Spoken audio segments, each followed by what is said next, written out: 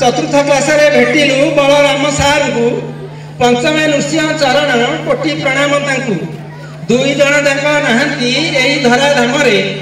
आशीर्वाद रहिला आंभ मन मध्य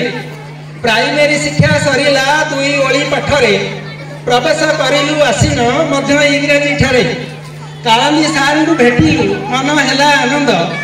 नलिनी सार का तागिदे आंबे हेलु जागत कान्हू महाशय आमर जे इंग्रेजी शिक्षक इंग्रेजी पढ़ाती आंबू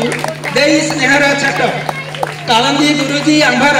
थिले अति आपणा निज बुला परी पढ़ाती न दे जातना तांको सहयोगी नलिनी कान्हू जेबित अस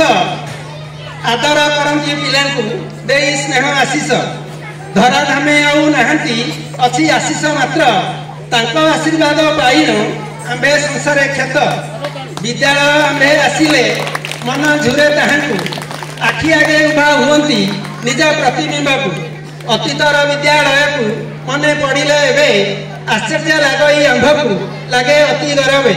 सरकारंकर आशीष एठी पड़िला झरी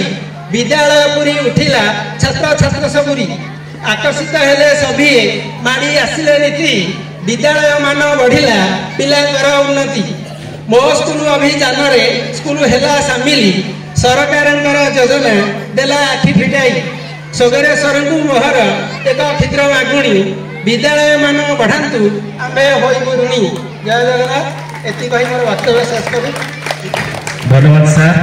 जहाँ अभिभाषण में पिला समस्त शिक्षक शिक्षयित्री पूर्वतन